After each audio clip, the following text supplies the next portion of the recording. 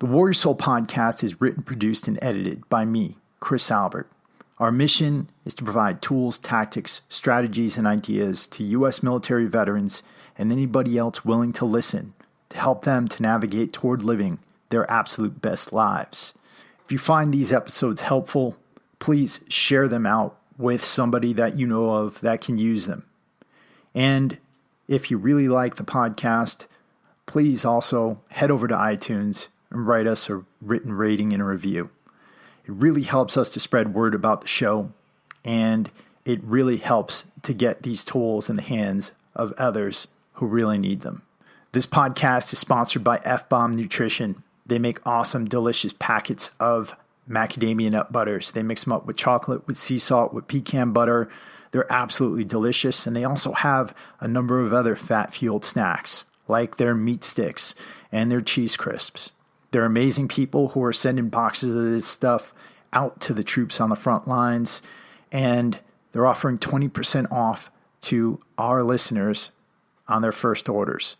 If you head over to www.dropinfbomb.com and use the code WarriorSoul at checkout, you'll get 20% off of that first order. And I'm going to keep the announcements short and sweet today. If you can, stick around to the end. I got a really special announcement about a brotherhood that we're creating here at Warrior Soul. So I hope you enjoy this episode. I hope you get a lot out of it. And without delay, let's get into it. This is Chris Albert, and I'm here to remind you of one thing. Someday, you're going to die. Now, that's not some morbid statement or scary idea. It's a solid fact. Your time here on this earth is limited. And you need to be reminded of this as much as possible for one simple reason. To live your best life while you can. This is the Warrior Soul Podcast.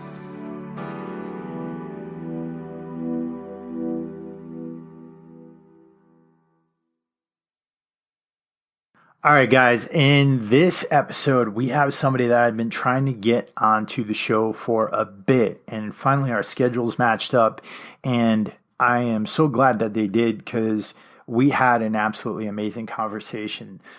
Our guest today is Mr. Nick Koumalatsos. If you don't know who he is, Google him right now. Check out his YouTube channel. It's awesome. He served as a Marine Raider, part of Special Operations in the Marine Corps, and he got out and he had a really rough transition. He wrote a book about it called Excommunicated Warrior, and since that time, he's been killing it. He's got 7 different businesses, a few of which have absolutely taken off. He's developed a huge platform there on YouTube, and he's just a really inspiring and open guy. He's not one of these guys who walks around like, I'm the best, I'm this, I'm that, I'm hardcore. When you watch his content, he's being himself. He's not trying to be anybody else. And he really brought that spirit to this conversation today. So you guys are going to get a whole lot of this out of this episode. For those of you who are interested in business, for those of you who are interested in fitness, for those of you who are interested in serving in the military, everybody's going to get something out of this. And without delay, let's get into this conversation with Mr. Nick Koumalatsos. It's going to be awesome. I always mess up that last part, but let's get into it. Nick Koumalatsos, welcome to the show, man. No, thank you. And I cannot believe you said that correctly. You know what, man? I grew up around Greek people. So the letters make sense to you then. Absolutely. Yeah. You know what? And I was going to tell you this. I think you're one of the luckiest individuals on the planet because you're a Greek American.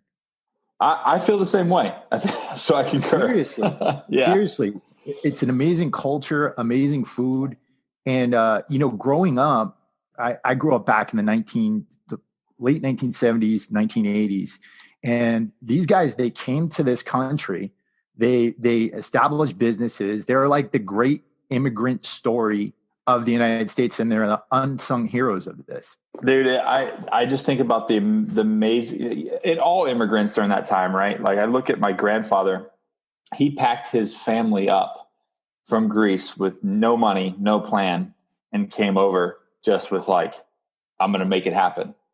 Like the think about that now, like to take, if I had no money, no plan, like nothing, didn't know anybody, I'm going to take my 2 kids and my wife, I'm going to get on a plane and I'm just going to go. And when I land, I'm going to figure it out. Yep. That takes an enormous set of balls.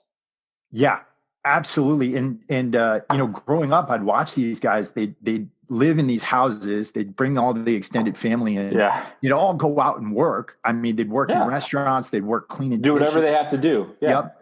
And then they'd come back. They'd save their money. They'd put it into businesses. And then today they're all doing outstanding. I mean, like I talk about that all the time. Yep. I'm like, immigrants, you know who does well in America? Immigrants, because they have the opportunity.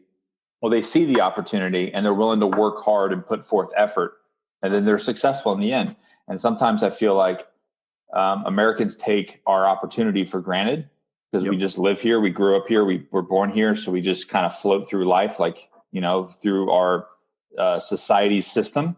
And then we can complain about not having enough or not having what we want. But then you got this guy that comes from nothing, our war-torn countries, and they get an opportunity to come here and they just milk it for everything it's worth. Yeah. So it's such a huge example for young people. And I think we all need to study that. So dude, number one, I think that anybody who listens to my show probably definitely knows who you are, but can we just real quick go through a little bit of your story to talk about your background? So before I do that, I was funny. I got a text from one of my best friends and business partners, and actually teammate when I was with MARSOC. Text me and said, "Hey, have you?" Actually, I'm going to pull it up. It was weird, man. I feel like he's got like psychic capability. He goes, "Hey, did you do a Warrior Soul podcast yet?" And I said, "I don't think so." I said, "I've been doing about 3 a week. Why?" And he gave me he just basically said a bunch of accolades about this podcast because he's been listening to you.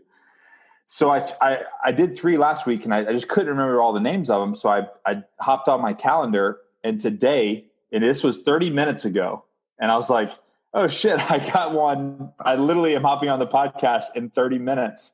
And I was like, are you messing with me? Did you already know that? Do you have access to my calendar? Are you messing with me? He said, no, man, it was a serious question. And anyways, I was just like, yeah, well, I'm about to hop on. And he just went on and said all the good things you guys are talking about and everything. So I thought that humbles the crap out of me. That humbles the crap out of me just to know that people are listening and people are getting something out of this. And he's one of the best dudes ever. Josh Hansberger. So he's the one that I write all my training stuff with. Awesome. Yeah, dude, that's absolutely amazing. So I had a kind of a troubled youth, grew up, getting in trouble, and then kind of straightened myself up and decided to join the Marine Corps. But of course, that wasn't that easy for me because I was a 2-time convicted felon. I had a GED. I mean, like I had done drugs. I admitted to that. Like there was a multitude of things that the Marine Corps was like hard pass, bud. But I did a little bit of elbow grease and put the work in and proved to them. I like to say this. I proved to the Marine Corps that I was worth being a Marine. Because a lot of people think that I hear a lot of kids saying, I'm doing this, I'm doing that. I have this history and they won't let me. Well, why should they? Like, this is like, you have to earn it. It's a title that you have to earn. I did all the things. I took ownership of those things. And then I had to give them the reason to say, yes, you're worth investing in.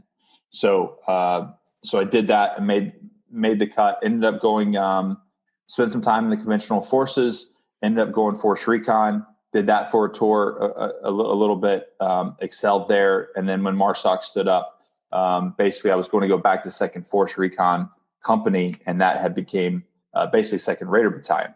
So I went there and took selection for MARSOC, and then spent my last 6 years as a Marine Raider.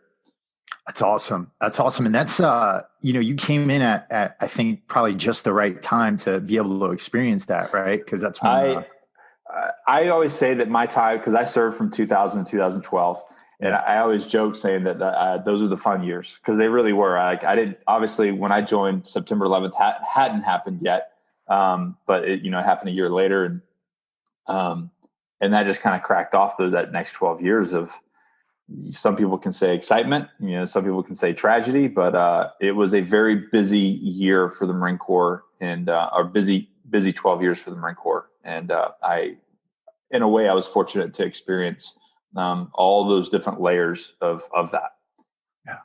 Yeah. One of the things I love about you is, especially with your content, is the just upfront honesty that you have about everything. And when you look at you versus a lot of people, you got this tactical element to what you do. You teach people that stuff, but that's not all you are. There's so many dynamics to who you are as a father, as a businessman, in your personal life, and we get to see all that. Yeah, I think that the day of, and you can kind of see it with big Hollywood, right? Like you can look at these big actors, and they're just not authentic, right? You can tell who is excelling in Hollywood and who is not. And in today's age, people want authenticity. This is the reason why guys like Dwayne Johnson and Chris Pratt and John Krasinski, all these guys are doing so well, is because they're super authentic and they're super real with people. The days of the George Clooney's and those type of people that are kind of hiding in the shadows, that don't want to be authentic and don't be real, they're kind of on the decline. Let's be honest. Yeah. And I think that people in this day and age, because of social media, because of the way globalization has kind of happened, you just have to be real. People are craving the truth. And this is something that when I set out, I was like, listen, I'm going to be me. And once I went through my transition, which I don't know if you've gotten a chance to read Excommunicated Warrior yet. Oh, awesome. It's right here. Yeah. There you go.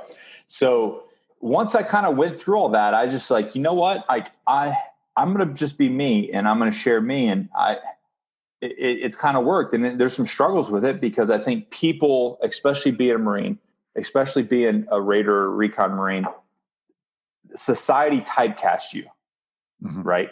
They typecast you for this. If you're this guy, if you're a military special operations guy, then you have to fit into this certain mold. You have to fit. And like they expect everyone to be like Pat McNamara, great dude, but he is him. That's his personality. That's who he is. And that's probably, honestly, that's who he was probably like a 15-year-old kid. He was probably that intense at 15. Right. But because of that, because these individuals are so big, they expect every military person to be that way. And, and I've always refused to just be put in a box. So while people expected me to be this tactical ninja, that's not what my life revolves around anymore. My life revolves around my 7 businesses, my family, my relationships. I do a lot of executive leadership, speaking engagements, and talking about how to get people to reach their goals. Like none of that is on the range. There's a lot more layers to the onion than just that. So I've worked really hard to share all those different pieces and all those different sides on purpose, because I want people to know that they can kind of do and be who they are. They don't have to fit into a mold. They don't have to fit into this preconceived idea of what their people expect them to be. Instead, they can just be who they want to be and excel at it. That's definitely great points there. And, going through your book, Excommunicated Warrior, at the beginning, we saw that kind of chip you had on your shoulder, right? That when you're coming out, you're pissed off at the Marine Corps, you're pissed off at the world. And unfortunately, I see that in so many guys that I speak to on a daily basis in the veteran community. And you mentioned the typecasting. I think there's a lot of guys who end up typecasting themselves, right? Living up to the stereotype of the dysfunctional veteran who's just pissed off at everything, pissed off at the world, and doesn't want to change for anything, right? They think they're hanging up their personality, right? That's why, I don't know if you caught that mug. I sell a coffee mug, Own Your Shit. And it's facing inward. So you have to look at it to own your shit. And that's kind of what that's about, is like, even with my own stuff, we all have stuff. We all have faults. And I just, like in a relationship, right? Like, today's my actual anniversary with my wife. Congratulations, man. And thank you. And, through that coming up, obviously believe in the military, being us, we're both from broken marriages. So we had a lot of baggage. And over the years, we just had to really sink into owning our own shit and developing ourselves. And that's where it comes with those guys. It's like, listen, guys, you got to own your shit, man. Like you're stuck. So own it and let's get past it. And that's what that book's all about. And it's frustrating, man. It is very frustrating. I was just on a podcast with Vincent Vargas. I'm sure you know him. You got to get him on here. But we had that coming on later this week. Oh, excellent. Yeah. So we had that same conversation about just like, listen, this entitlement and this mentality of almost typecasting yourself into a dysfunctional vet or just a pissed off vet. Like nobody gives a shit. Right. Like if you're going to be dysfunctional, if you're going to typecast yourself and you're going to demand that everything is the way it is, like you're going to be stuck and you're not going to progress. And you're just going to slip into this very dark, bitter hole that is going to take you a lot. Like the longer you stay there and the deeper you go in there, the harder it's going to be for you to get out. Yeah. And it's a choice. You get 100%. Yeah. They're choosing that. Yeah, exactly. Every day you wake up, you choose what your mindset's going to be as you handle this stuff. And you have to remember, I think, that even though you might have been through some shit, this earth, we've been around here for thousands of years. Right. And yeah. There's, up until recent history, life has been nasty, brutish, and short. And if you read books like Gulag Archipelago, or if you read Man's Search for Meaning by Viktor Frankl, you can see that real freaking quick, right? You're absolutely right. We're both sitting in air conditioning houses, talking on headphones and a microphone and through a computer, like into plastic boxes, and we're literally thousands of miles away from each other, right? Both drinking water out of a bottle. You know what I mean? Like life is good. You know what I mean? Yeah. Exactly. So you've got 7 businesses, man. 7 businesses, right? Yeah. And a lot of people have problems just handling one. How do you do it? How do you maintain everything with all the different stuff you're doing? I see you everywhere. Yeah. So I get that question a lot, and a lot of people think like, oh, wow, you just started 7. That's not the way it worked, right? I started with 1. I failed miserably. Yeah, me too. But that's part of it, right? And I try to tell people, a kid hit me up and said, hey, I want to start my own business, but I'm afraid that, I'm going to fall on my face. I said, let me fast forward for you. You're going to fall on your face. But if you don't ever fall on your face, you're never going to be successful. And he's like, oh, I never really thought about that way. I'm like, yeah, you're going to fail. But if you don't start it and go ahead and learn through that process and fail a couple times, you're never going to make it. Any successful business owner has failed tons of times. So just start the process. So I started one business. That business, I was smart enough to know that I had to constantly innovate. I was never, after that big failure, I was never attached to an idea, like emotionally attached to the plan of the idea. I became extremely flexible. So like our whole thing with marine thing, Semper Gumby, I just stayed Semper Gumby. So wherever the wind blew, that's where we were going. I was going to throw up a sail and I was going to ride that. And I was just extremely flexible to kind of go with society. I was extremely flexible to go with kind of what the person needed. So what that first business did for me is it taught me infrastructure, and I started to set up the infrastructure I needed. And once I had that, whether it's logistics, accounting, your bank account stuff, your bookkeeper, and then your legal team and marketing and media and cameras and everything, I had all that set. So it was very simple for us to go flip the switch on to another business. And this kind of comes into like, you game in the game, right? But you get a little bit of money, and then either you have to reinvest that into something, or you put it in your pocket and pay taxes on it, or you can invest it into another business. So what we've kind of done is just leapfrogged. We make a little bit of profit, and then instead of putting it in our pockets and getting taxed, ridiculously from the government, I just reinvest it into another thing. So we started. I built a gym, or not built a gym. I took over a gym and took that, and then made a little bit of money from that. And then you guys have probably seen the Johnny Slick story. Yep. So like that, you know, I almost feel like he's my son at this point, but he approached me and I fell in love, but he had a problem. He had an infrastructure problem, and a marketing problem and a branding problem. So we partnered, and that thing is, I mean, it's the fastest growing organic grooming company in the world.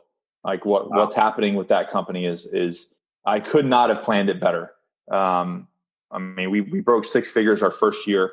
And then let's just say it's going really well. And I'm super proud of him, and what we're doing is awesome. So then, you know, but like I took the money from the gym and these other things, and then we bought a shipping and printing store here locally.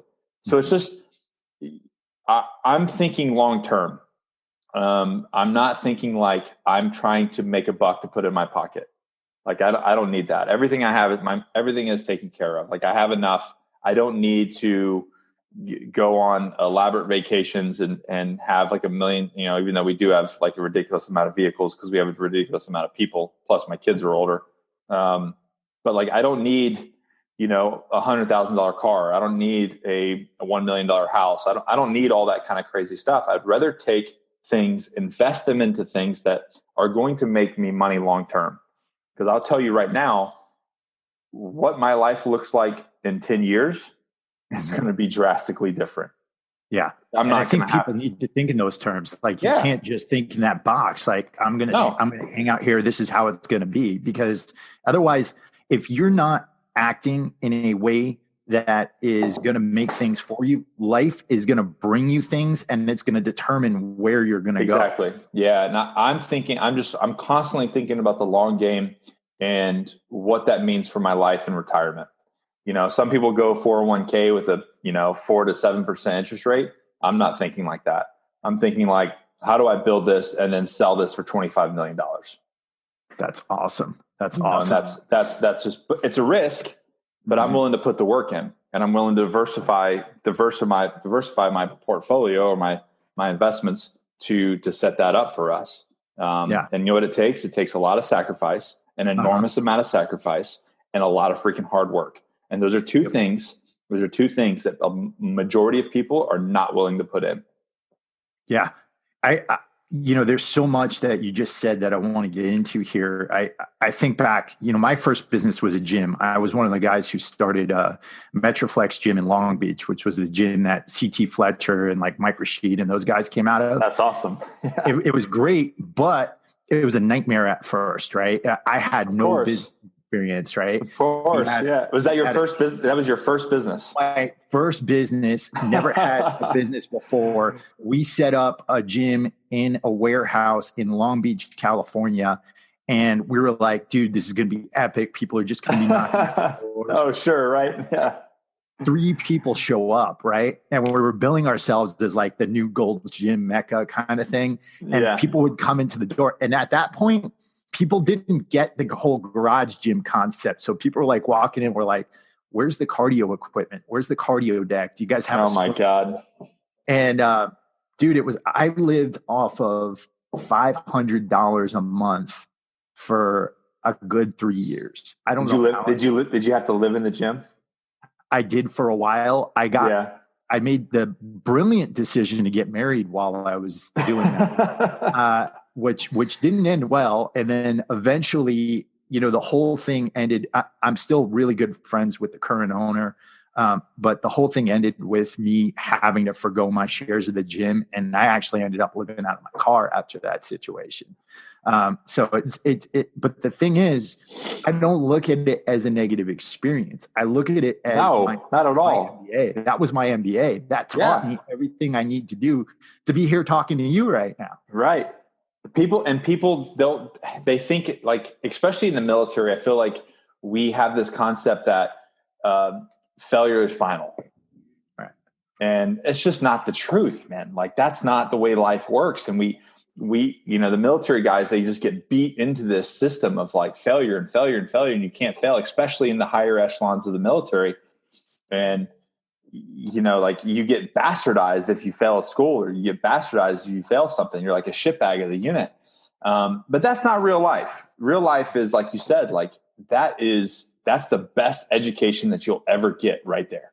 Because now you know exactly what not to do and what the second and third order effects of every decision you make in business. Yeah, you learn through the pain. You learn through it, and you got to take it as lessons, because there you have a choice too. You can either say, "Holy shit, this is not for me," or "Oh my God," and you can look at all the people faking it on social media, and you can say, "You know, my life isn't like their life," and all this stuff.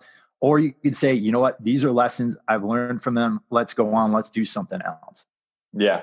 And I've always said say this thing. I don't know if I stole it from somebody. I've been saying it so long, I'm not even sure. But you show me a successful man, I show you the same person who failed 15 times to get there.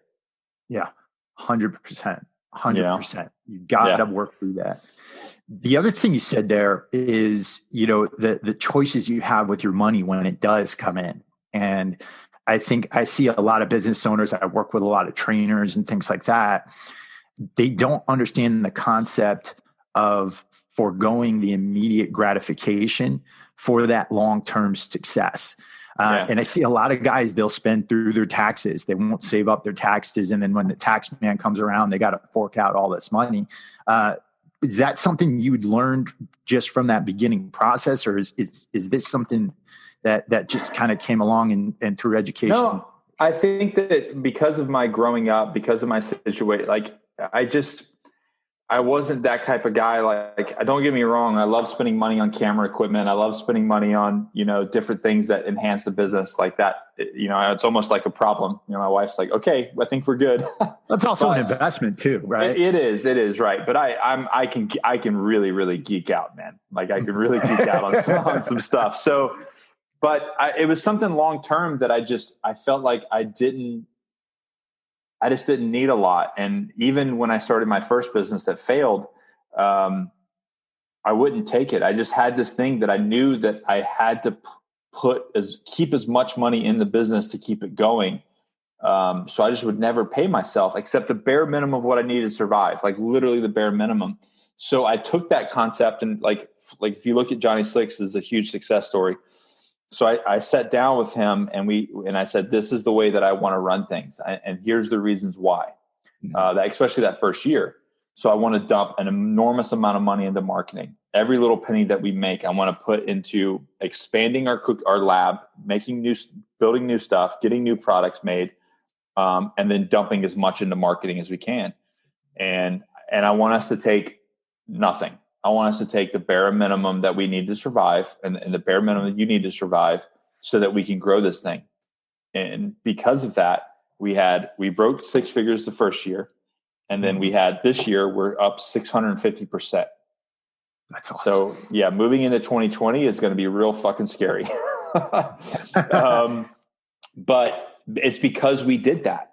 It's because we doubled and tripled down on everything. Yeah. Every move we did, it was like, okay, we made this much money. We have this much money in the bank. How much of it can we spend on marketing? How much can we spend it on R&D? You know, instead of saying, awesome, we made 50 grand. Okay, let's this much for you and this much for me. And let's move on. But then it doesn't move the needle forward. Yeah. And that's the thing too. I just had Rhett Power on the show, and he was the founder of a toy company called Wild Creations. And he literally went from, he was making like $25,000 a year, like living out of his van, going from trade show to trade show, then made a single deal with a contract for, I think, $25 million. So his business changed overnight. But one of the things he said was that with that rapid growth, there were things popping up that he never thought he'd have to think about. Right. Yeah. Like supply chain, infrastructure, all these different things. And that's another huge thing, is that when you experience that growth, there's a lot more learning to do. You don't just lie back and no, absolutely. But that gives you, it's a blessing, right? That is a blessing in itself, because that is when you start to really make money, because when you start growing at that rate, when then you start cutting out, and we've been having this discussion as well, you start cutting out the middlemen. Okay. Mm-hmm. Now I'm fortunate enough to build, to buy these much ingredients, this much product, which cuts out my cost, because I don't have to go to a middleman. I can go directly to a supplier and write a check for $20,000 or $50,000 or whatever. but you'll never get there. You'll never get there if you don't do what he did, living out of your van, taking nothing, grinding it out, going from roadshow to roadshow to make it happen. Yeah. That's the hard truth that a lot of people just don't want to realize that. The other thing that you mentioned is like, how do you do it? And I want to bring this up. How do you do it is your team. Robert Greene has a book. I don't know if you've read it, The 48 Laws of Power. Great book. I just had him on the show. Excellent. I should reach out to him. I actually found out about that book because through my master's program that I'm in. So I'm in a business entertainment master's program. So I read his and John Maxwell's books. Really great. Robert Greene's gangster. He's a gangster. But one of the things he said was basically like, develop your team, have partners, and getting people to do things that you can't do, or things that you shouldn't be doing. If you look at really successful people, this is stuff that they do really well. And how we do what we do is because we have an amazing team. And every single time from we started the first one to the next one, we have hired people, evaluated them, and then kept the people that were producers, the ones that believed in our mission, that saw the future and where we were going, and that were invested in us, not just in business, but in people. So our current team and who we have now, our managers, I would say our core, director staff, they don't just believe in our business. They believe in Allie and I as people and where we're going in life. So they're invested in us. And when you get people that look at you that way, I mean, you can accomplish anything. That's so important to understand, because a lot of us like to think we can do it on our own. And I call it the Rambo syndrome, where you're going off, you're living out in the woods, you're not relying on anybody else. It's just your own will. It's you against the world, right? I absolutely hate that shit, man. I really do hate like the lone wolf thought process of like, if you want something done, do it yourself. And there's a lot of truth to that. It's unfortunate. It's hard to find good people to do things for you. Mm-hmm. But if you want to scale and you want to build something that is going to be really profitable and sustainable, you have to have a good team. You have to invest. And not only does you have to have a good team, but then you have to sit back and you have to invest in them and their personal growth and their education. So one of the things that we started doing, so every Tuesday we have a staff meeting with our directors. At the end of that staff meeting, we do some sort of personal development, leadership growth, something in there. I mean, my thought process is like, I'm getting paid to go around and do it for these large companies, these Fortune 500 companies, these groups, whatever. And why would I not do that with my own staff? Yeah. You know what I mean? That's leadership. It's leadership. It's leadership 101. So that's one of the things that we do is we invest in them and then we pay them. My wife and I, Johnny and I, like we take less than our employees. Yeah. That's because they're worth it. Yeah. That's so important to understand, you, especially at the beginning, because it's so important to invest in your team. It's so important to invest in other people. And that's the first concept of leadership. Leaders eat last, right? Right. I mean, that was something we were taught in the Marine Corps right at the beginning when you go through infantry school. Right. Mm-hmm. That's huge. The other, before we move on, I also want to mention this, another one of Robert Greene's books. I don't know if you read Mastery. I did. Not all of it, but I read several chapters of it. Yeah. That book, I'm going through that now. I've been through all of his books. I've been through the Laws of Human Nature, 48 Laws of Power, 33 Strategies of War. Mastery, I think, is great for those who might be trying to figure out where they are, like how they're going to move forward, or what they should spend their time on. And it's also a great book to get your team to read, because a lot of times they're going through the process of trying to get good at this position. And a lot of times they don't understand there's time that has to be put into it. There's things you got to learn. And at the beginning, you got to be okay with that. Yeah. You have to be okay with that's you're talking about patience.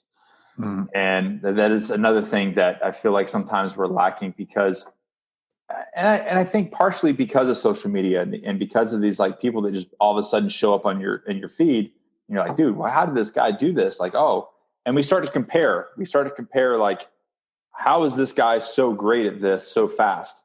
He hasn't. He's been grinding it out for 20 years to get to show up on your feed. Yeah. So a lot of times young business owners or young people or young teams think, why don't I have more? Or why am I not? And I do it.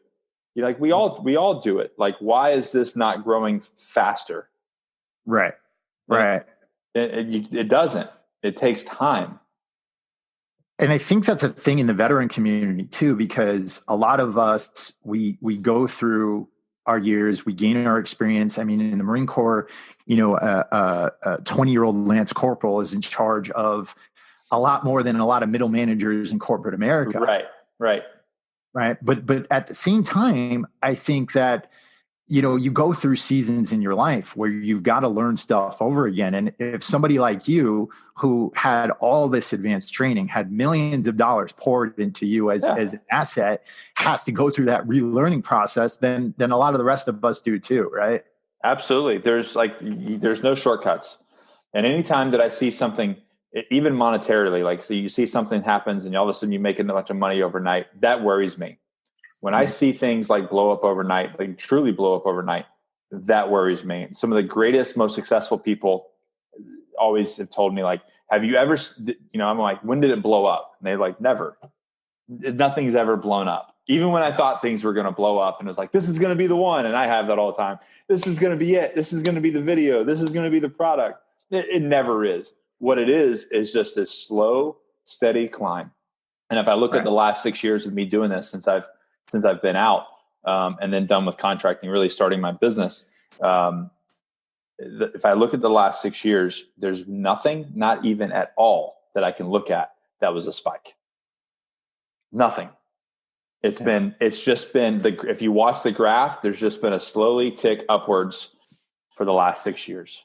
And all of the people that I look up to and the people that are really, really crushing it on a 7-figure scale, they all say it was just a slow, steady grind upwards for the last 2 decades. Well, that's another thing. When you talk about, because a lot of people, they'll write down goals and they'll put on like, I want to earn $1 million by 2020 and all this stuff. They'll put that up. But I think the thing is, I think we get so focused on those end results.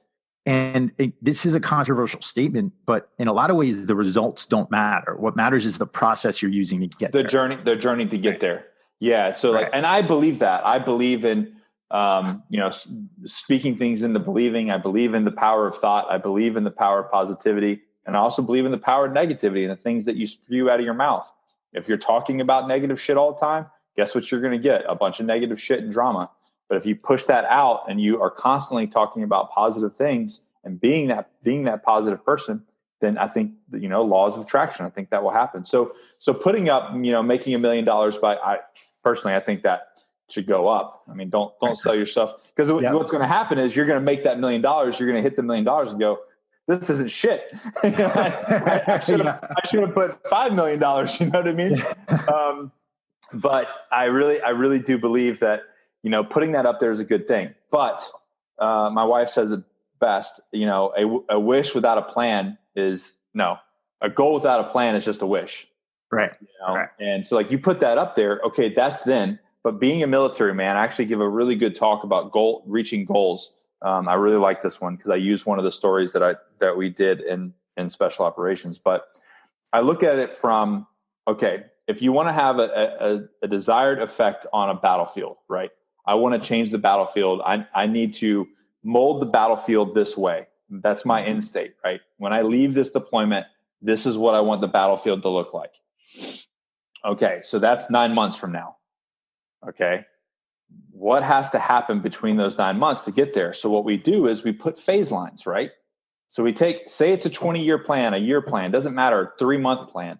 You have a goal that you're going to lose 20 pounds in 90 days. I'm going to lose 20 pounds in 90 days. Cool.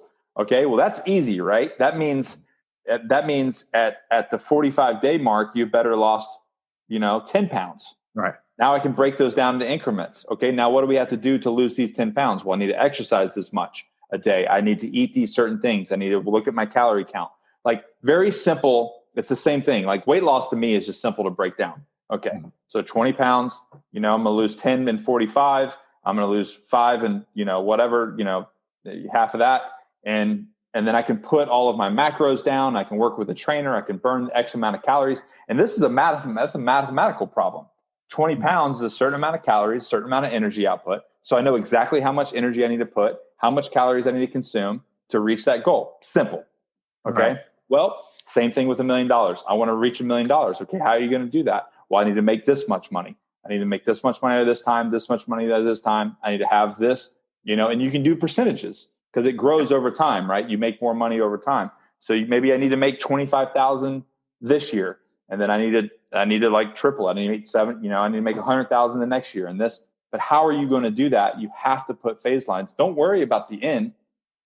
Don't lose. Don't. If you look up on the mountain, you're going to trip and fall and slide down the glacier. Right. when you're ice climbing over, you're not worried about the top. Yeah, you want to get there, but you're worried about putting one foot in front of the other, because if you misstep that, you're done. Yeah. Yep. So worry about the work that you're putting in, and the what do we call it in patrolling? Oh shit, man. Oh, you're quizzing me right now. I know.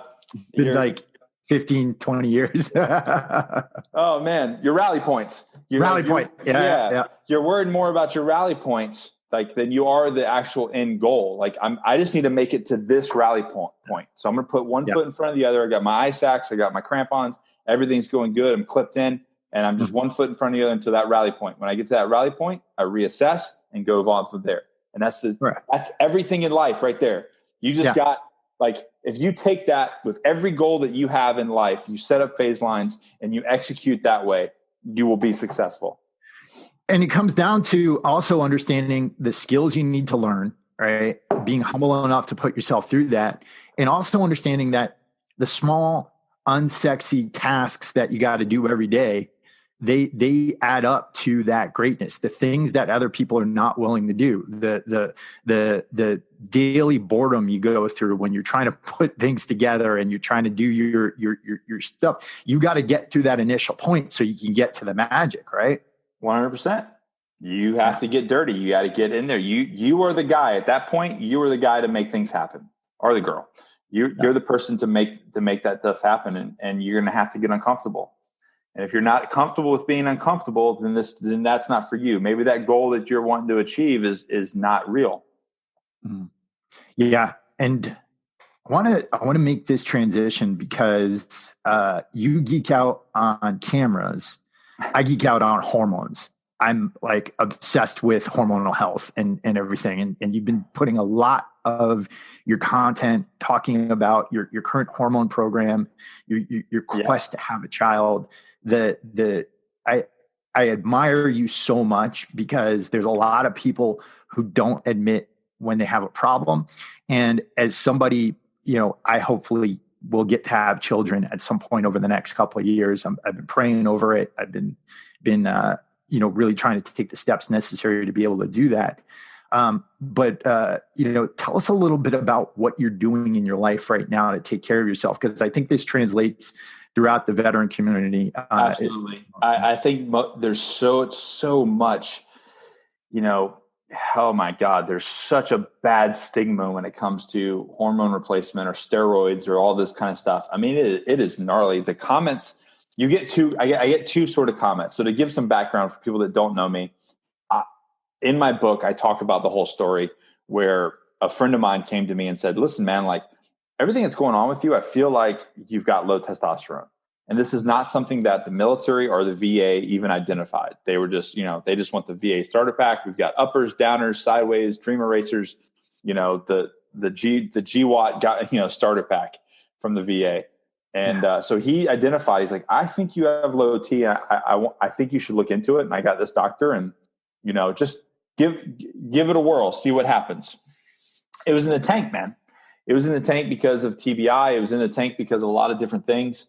And once I identified it and I started working with a doctor to get on testosterone and to get my levels fixed, it revolutionized my life. Like the way my brain functioned, the way that I felt, everything just like it just like the lights came back on. Mm-hmm.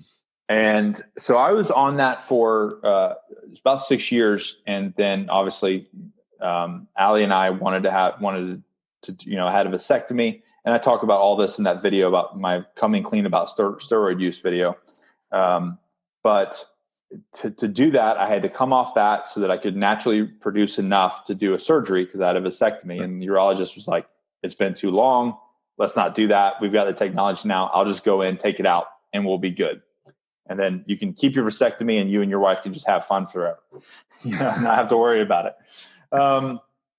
So we did that. And then now we're going through the IVF process. But now that I came back on, I really wanted to, like we talked about at the beginning, be authentic and be real about this. Because like over the last 8 months, I was real quiet about my physical fitness. I was real quiet about how I was feeling. I mean, I really just did not talk about it. One, because I didn't want to bring up why I was off. Mm-hmm. Because like, what happens if the surgery was unsuccessful and we couldn't do it? And then there's no use in talking about it. I didn't want to bring that kind of sadness and negativity to my platforms. So I wanted to just wait. Let's make sure the surgery was successful, and then we'll discuss like what happened and everything. But since doing that, I felt like it was a good opportunity to come kind of open up about HRT and what I was doing and why I was doing it.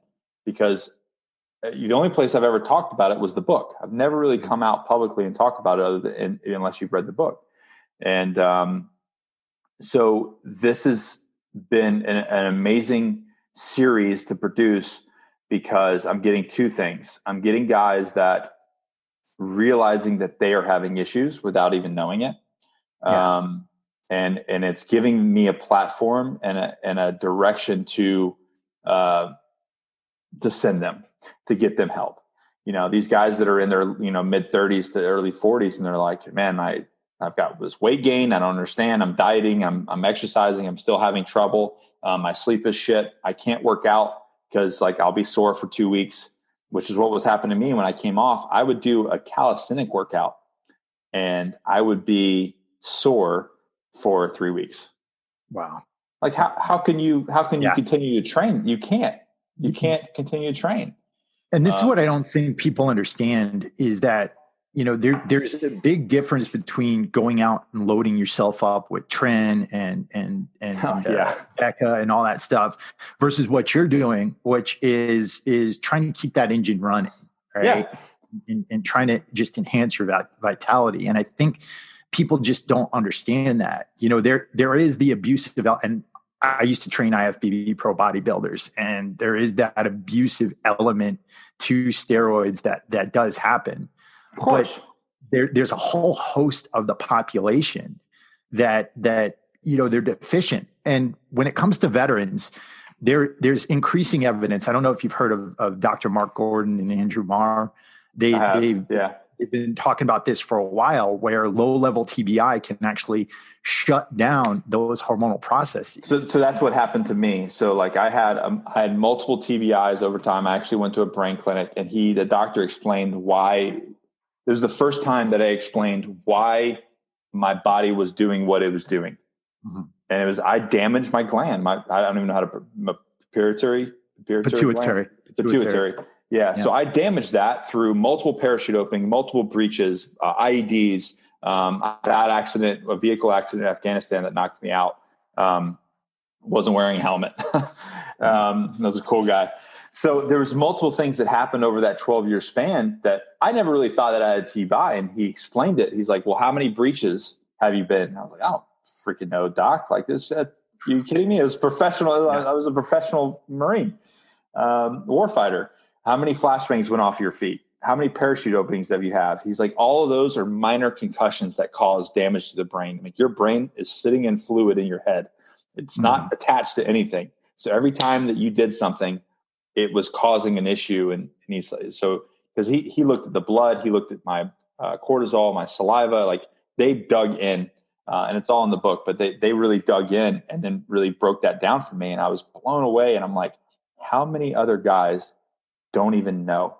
Yeah. that don't even know. They think that it's post-traumatic stress or that it's TBI or it's all these other things. When in reality, you have the testosterone of an 80-year-old man and you're 28.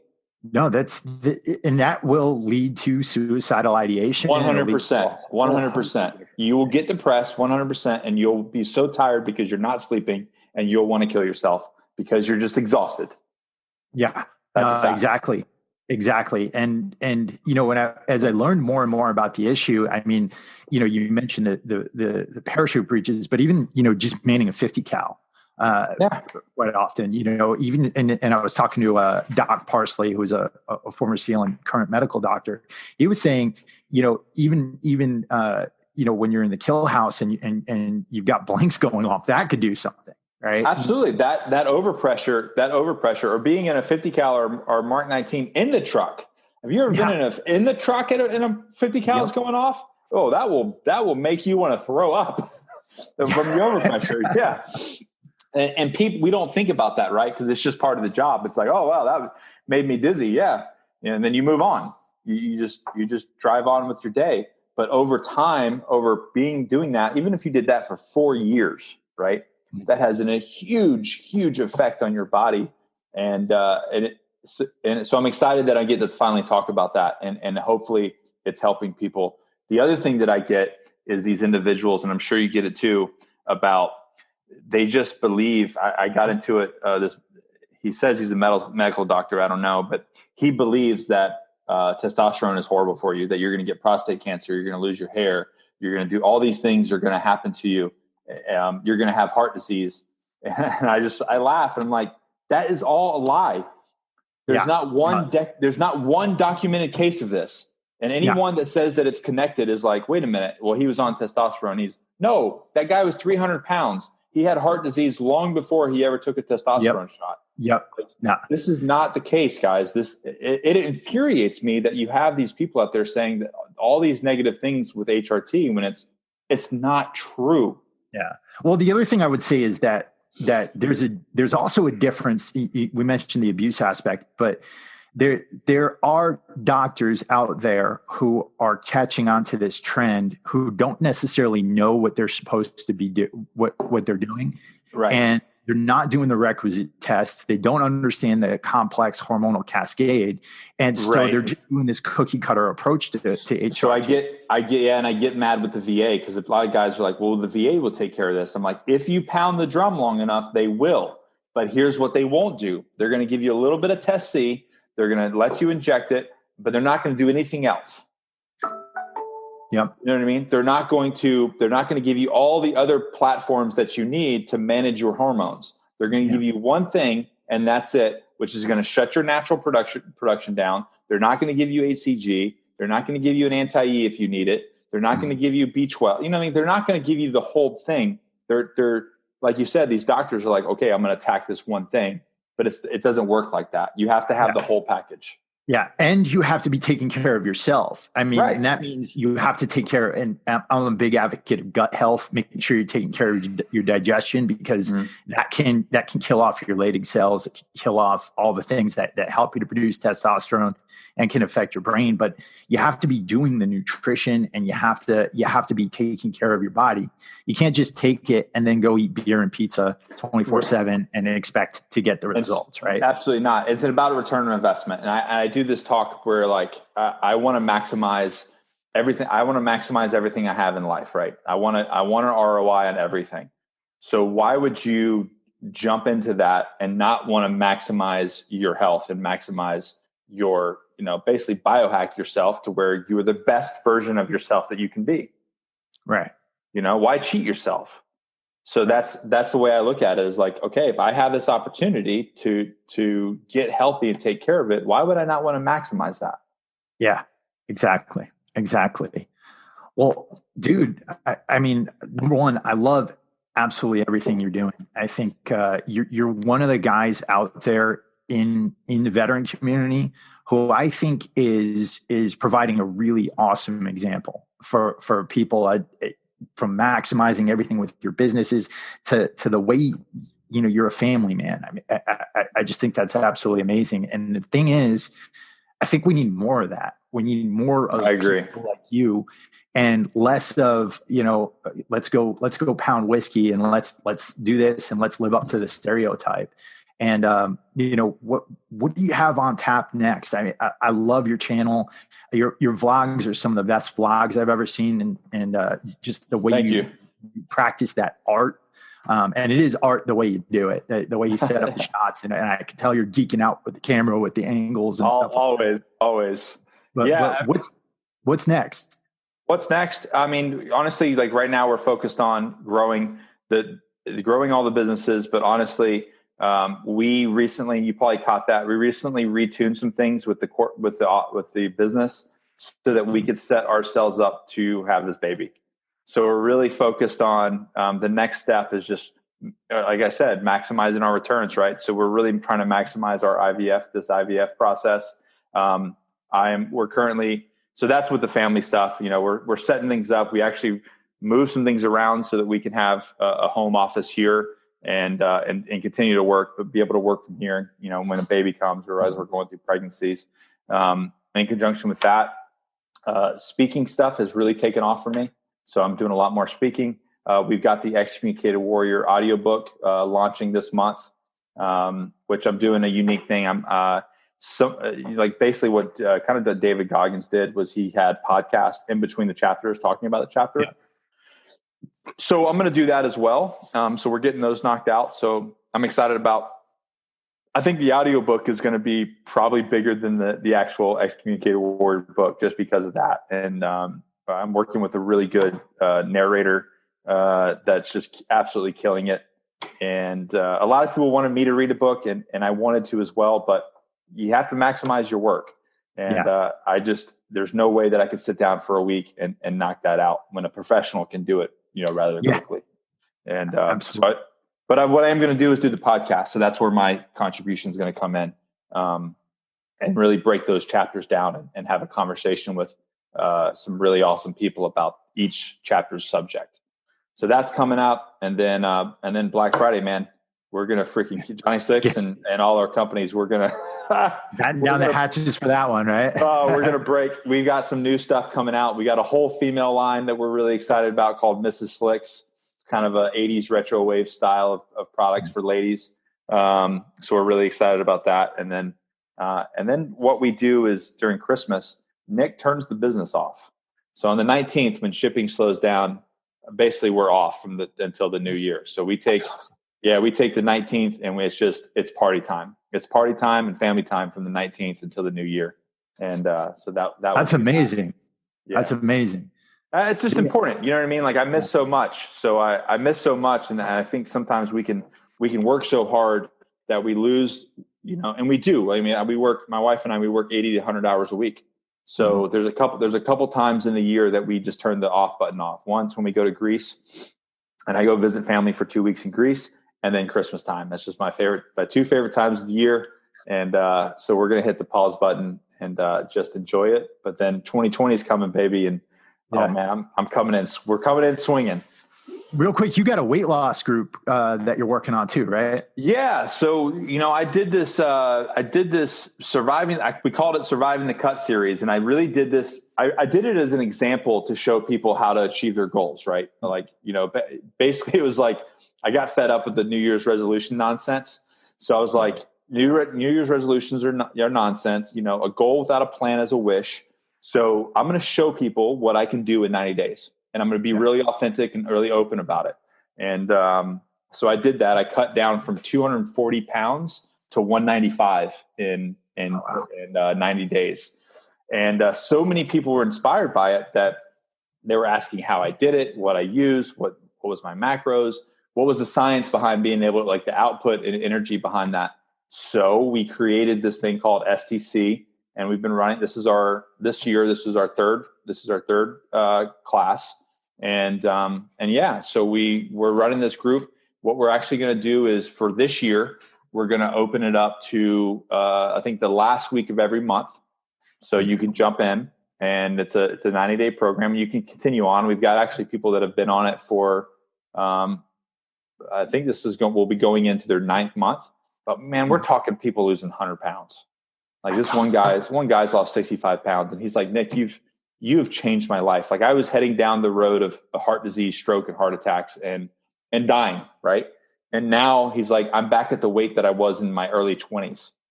That's amazing. My family, my relationship, my sex, I can go play with my kids. Like my whole life has changed because of this. And it really is, it's a mathematical problem. It really is a mathematical problem. And so we were able to help that. So that's survivingthecut.com. So it's exciting, man. It's exciting to watch because our work is really, in my mind, is very limited. It's education based. Like we're educating people on the subject. It's really them that's putting in the work. If they just listen to the education and do what Josh and I say, their lives are changing. And it's really them doing all the work, which is amazing to watch because the people that do it, I mean, you just watch their life, like right there on the screen, you watch their life change. And it's amazing to see. And I feel very fortunate that I even have the ability to offer something like that. That's great, man. That's great. And there's nothing like that feeling when you know you're actually helping somebody and absolutely see it going on. That's what the real reward is there.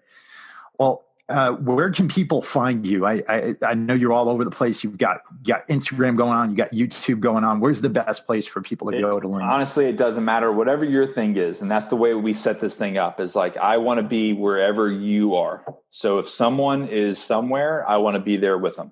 So if you type my name in anything, it should pop up. So Nick Koumalatsos, my website's nickkoumalatsos.com. That's the kind of the hub. But everything else is there. I just want to be where the people are at. And if someone's there and I'm not there, tell me and I'll get there too. Awesome.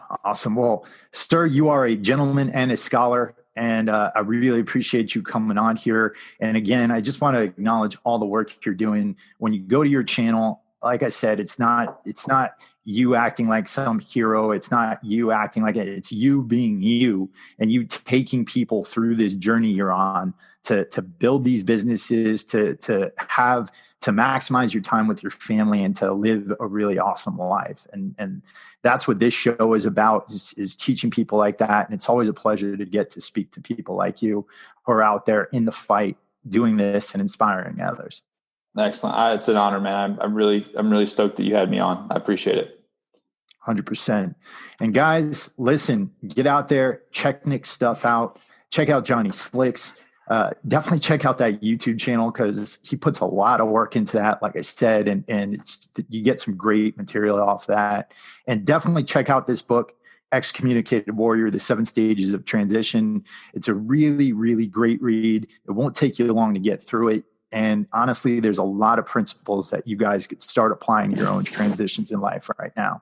So with that, guys, I want to thank you all for listening.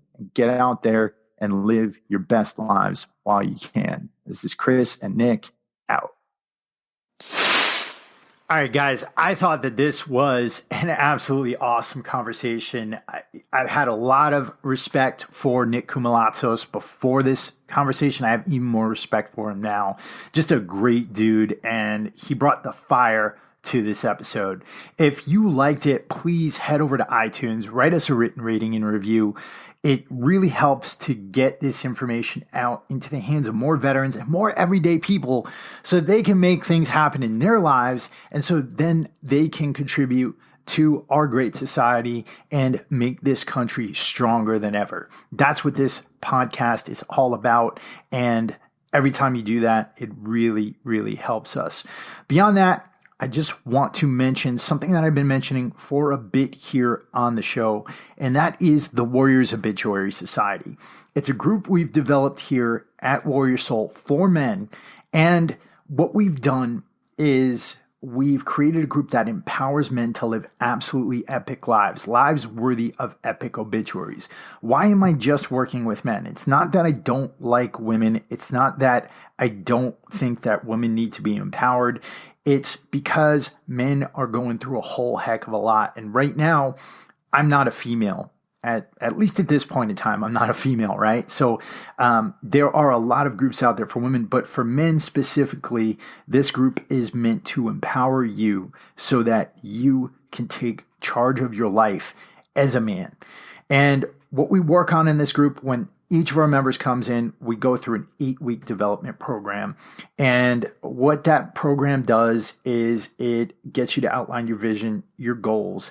And then from there, what you're doing is you're working on specifics. You're working on fitness. You're working on your personal finance. You're working on your business, your career. You're working on your relationships. And then once that 8 weeks development program is done, that's when the real work begins. That's when we're getting together each week. We're outlining those goals. We're holding each other accountable toward those goals, and we're delivering solid advice to each other.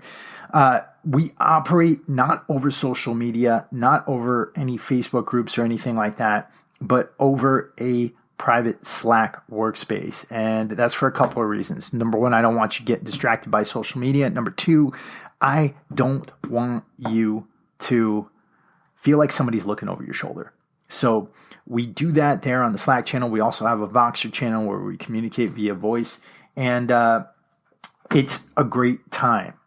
We're in daily conversations about different important issues, and we are also pushing forward on those goals. So if that's something that interests you, you can head over to it's courses.warriorbusinessacademy.com/courses/warrior obituary, warrior-obituary. I'll put the link in the show notes for this episode up for those of you who are interested. And if you don't feel like finding the link or anything like that, you can always email me at chris@warriorsoulagoge.com. And with that, guys, again, I hope you enjoyed this episode. And we're going to be back at you with more awesome episodes, more awesome content. So please stay tuned. I'll be talking to you guys soon, and I am out.